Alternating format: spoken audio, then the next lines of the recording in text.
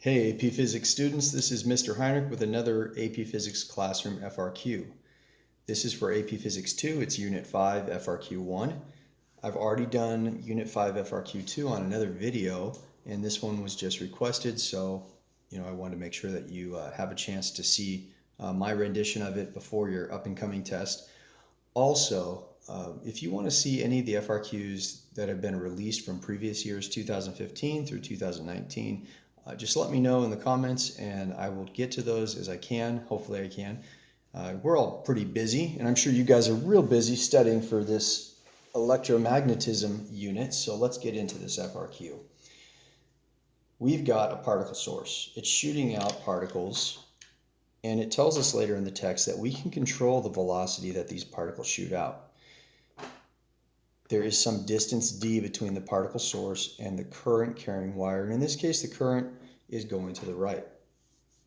So these are the two parameters that we can control for the experimental section of this FRQ later in the FRQ, and current is going this way. So let's remind ourselves of some important rules when it comes to magnetic field direction, magnetic force direction, things like that.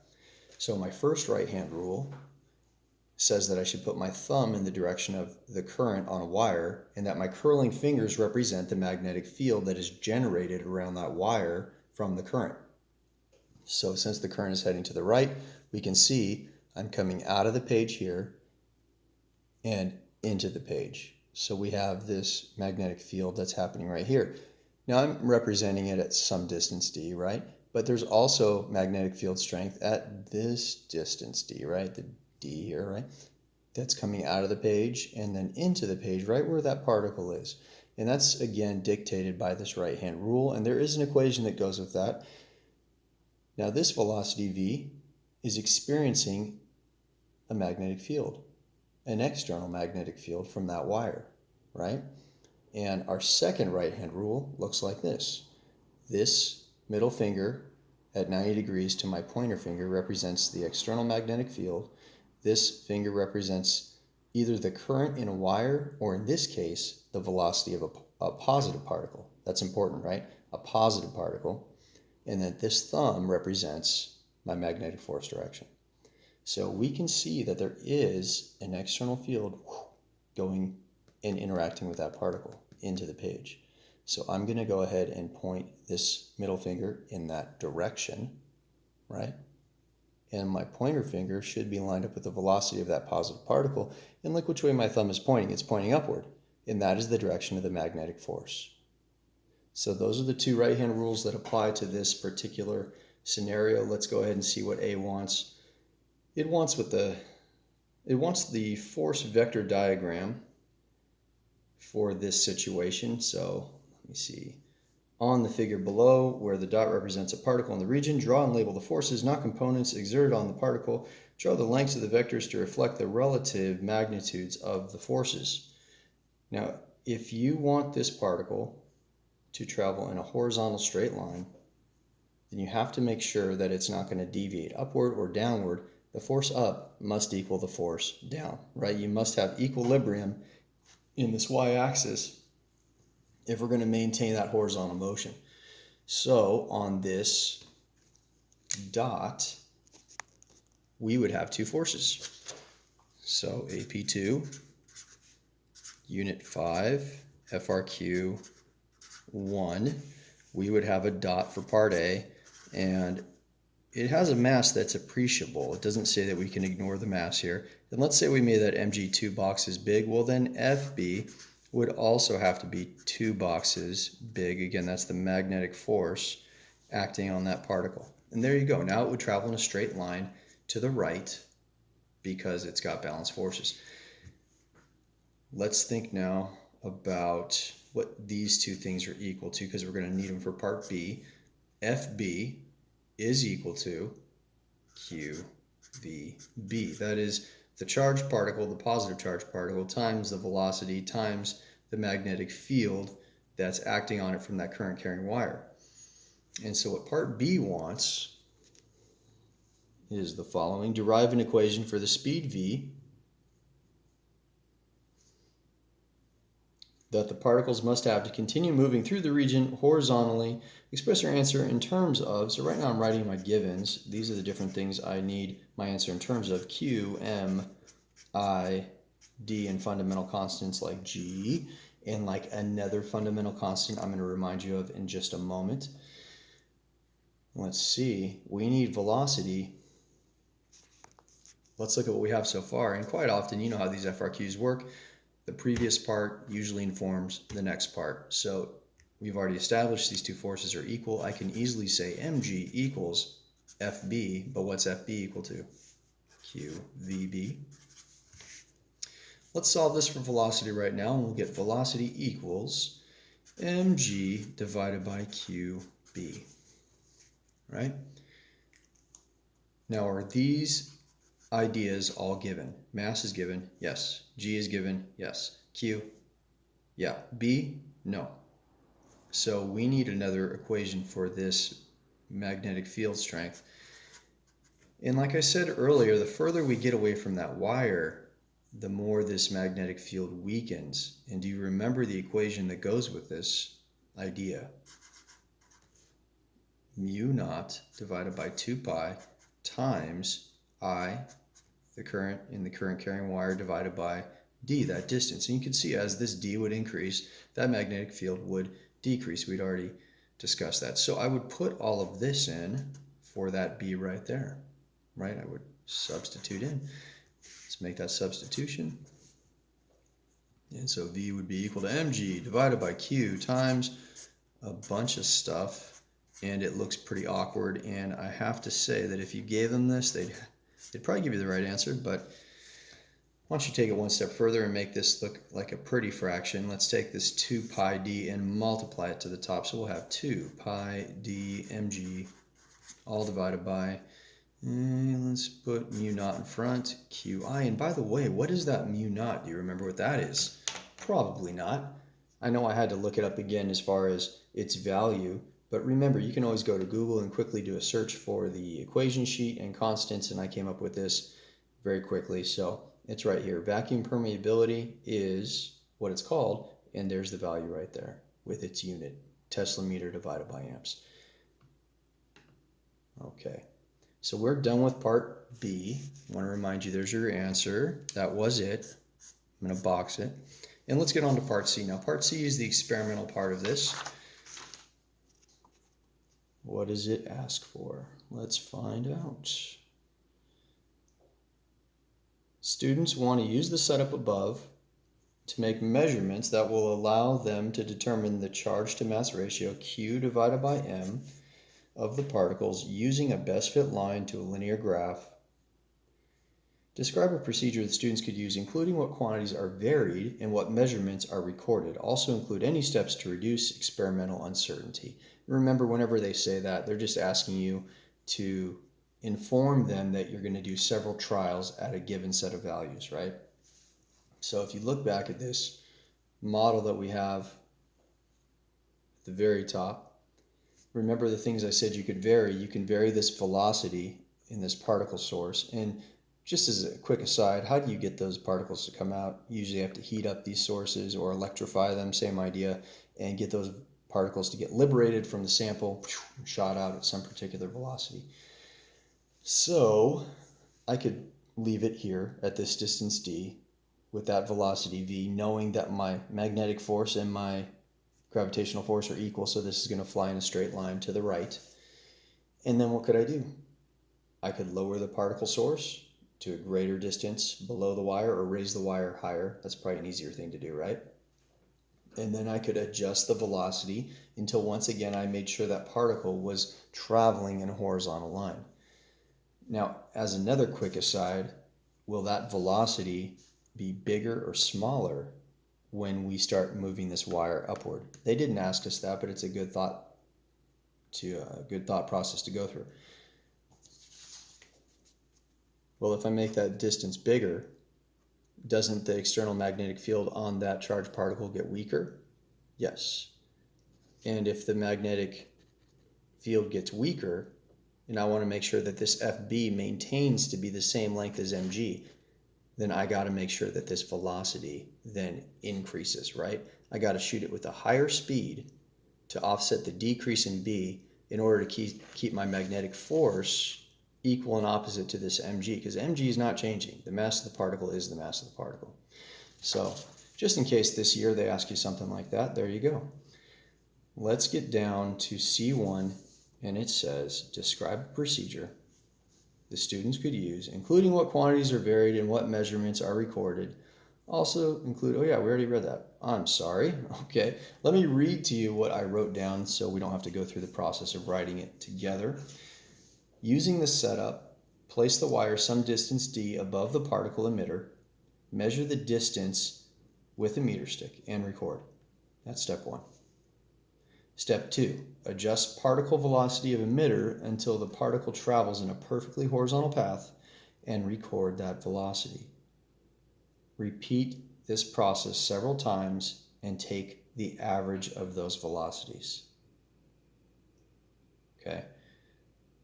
Step 3, repeat steps 1 and 2 for successively greater distances d between the wire and the particle emitter. And I proposed 7 more would be a good idea. That way we would have 8 dots for our best fit line later, right? You can propose 9 if you want. What I'm saying is that you propose an odd number because you already did this once, so you end up with an even number of samples, right? And that way you can get a good best fit line. So that's C1 done. Let's talk about C2. Let's go C2 here. C2 says, describe the data analysis procedure the student should use. Well, in order to answer this, we need to look back at the equation we just wrote down in B. It was this big mess right here.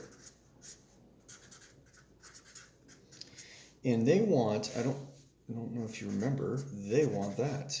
They want the charge to mass ratio. So I'm going to multiply my Q up. I'm going to divide the M down.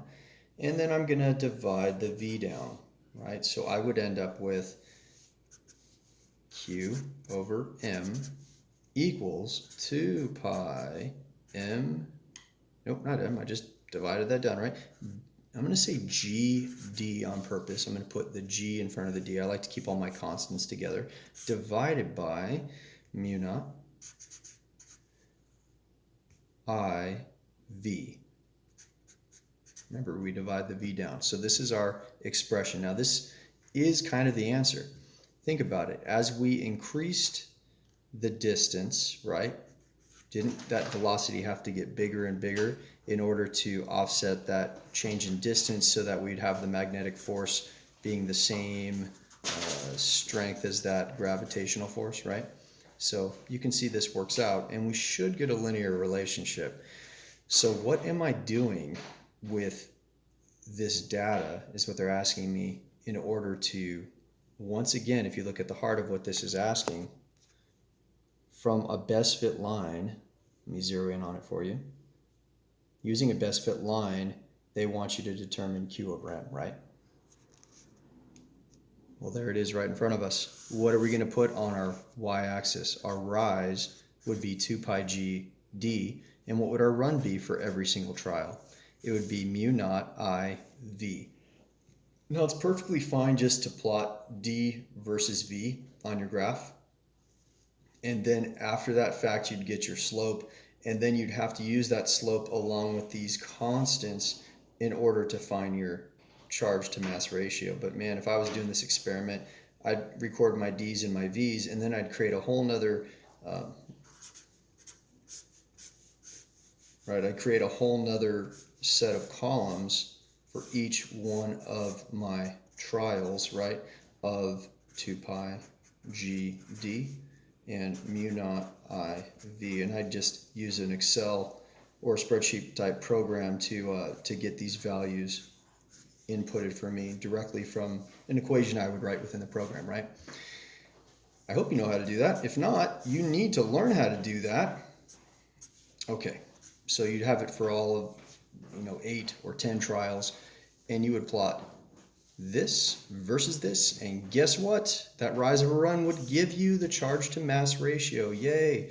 So that's what I would say here. I'd write this equation, maybe even show them this table, right?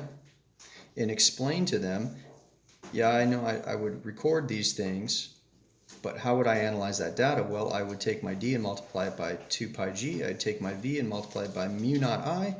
And using those points, I would make a graph where 2 pi g d versus mu naught IV would give me a linear trend. And using the best fit line, guess what? That slope is, in fact, Q to M. Okay. There you go. Let's look at part D. Part D, what does it want? Oh man, I saw this and I was like, oh no, I got to do a whole new experiment. Haven't I done enough for you already, AP? Right, but this time we have an external field that's constant throughout this entire region. Because remember, our last external field was due to a current carrying wire, and therefore it was decreasing as you got further and further away from the wire, right? But here we have a constant field B, and we're going to shoot a particle through it, and now this thing is going to experience that kind of motion right there. Let's read why we can neglect mg. I think they might say that mass doesn't matter. I hope they do. Otherwise, it's kind of confusing. The students devised an alternative method for determining the charge to mass ratio of the particles. In this method, the particle source emits the particles into a region with a uniform magnetic field of magnitude B. Gravitational effects are negligible, and the particles, yep, there it is, gravitational effects are negligible, and the particles travel at a constant speed in a circular path of radius r using a particle speed of 3 times 10 to the 5th. Let me write that down, meters per second. What they're going to ask us is find that charge to mass ratio again, I think. The students measure R for several values of B and create the graph below. Let's look at their graph below. Let me see that value of speed real quick. V was 3 times 10 to the 5th meters per second. Now the graph below looks like that. It's already set up for a line of best fit, and that's what they want in part D1. They want us to figure out what is that line of best fit looking like. Now I just took my paper, I put it right over my computer screen, and I traced those dots because otherwise it's kind of a pain to recreate the graph. Let me show you what I came up with. I came up with that. Okay. Now when I did my rise, I used this point where it intersected the graph and here where it intersected perfectly at 0.6 Teslas, right? So I have 20 and 10. So my Y2 is 20. And I'll tell you, is it 20? Yeah, it's just 20 straight up. It's not like 20 times 10 to the something. And my Y1 was 10. And my X2 was 1. And my X1 was 0.5. X2 was 1, and my X1 was 0.5. So that's what I did. Now again, writing those values down that I just said out loud, that wasn't what part 1 was about. Part 1 was just draw a best fit line. There it says right there, draw a best fit line to the data points in the graph. Part 2, use your best fit line to calculate the charge to mass ratio of the particles. So now let's get on to D2 where I'm going to use those values. So D2.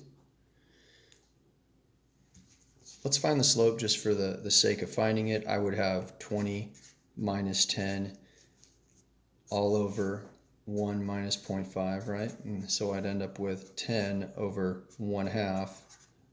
Hey, that looks like 20 to me, right? Now what is my actual slope mean physically? Well, what it means physically, let's look at that real quick again. What is my rise in? My rise is in the inverse of a meter, right? 1 over meters. And my run is in Teslas, pretty sure. Yeah, it's in Teslas. So looking back at the paper, my rise is in this, my run is in Teslas. And if I rearrange this, don't I get that this is 1 over meter Teslas? That's what my slope is, which is a weird a weird unit for sure. So we need to think about what's actually happening here. We have a particle that is being shot into this external magnetic field, like so, and it goes like this into a circular path, right? Well, in order to travel in a circular path, you need a centripetal force. And that centripetal force at every location, since it's moving at a constant speed and not changing its speed, though it is changing its direction and therefore its velocity, it has an FB pointing to the center of the circle, so that magnetic force must be the centripetal force. Agreed? FB must be FC. Let's remind ourselves that FB is QVB, FC is M V squared over R. Look at that, one of those V's cancels out with that. And again, we're looking for charge to mass ratios. So let me solve for charge to mass. Q divided by M would equal V over BR. Yeah, and we're right there. We're pretty much done. Remember that velocity was 3 times 10 to the 5th, and that B R right there is actually not just BR, right? Isn't this, if I rearrange this, isn't this the same thing as V times 1 over BR? Yeah? And remember, isn't that what this is? 1 over BR. Meters are Tesla's B, right? So this answer of 20 is equal to 1 over BR. You can see that from the unit right there. So I would say 1 over BR times V, well, that would just be 3 times 10 to the 5th, that's my velocity, times 1 over BR in this case is 20. And look what you get. You get 60 times 10 to the 5th, or move that decimal, 6 times 10 to the 6th. And I know it's charge per mass, so I'm just going to put here coulombs per kilogram. And that is definitely within the acceptable range of the answers when I looked at the solution. Thank you guys. Have a great day. Talk to you soon. Don't forget to subscribe.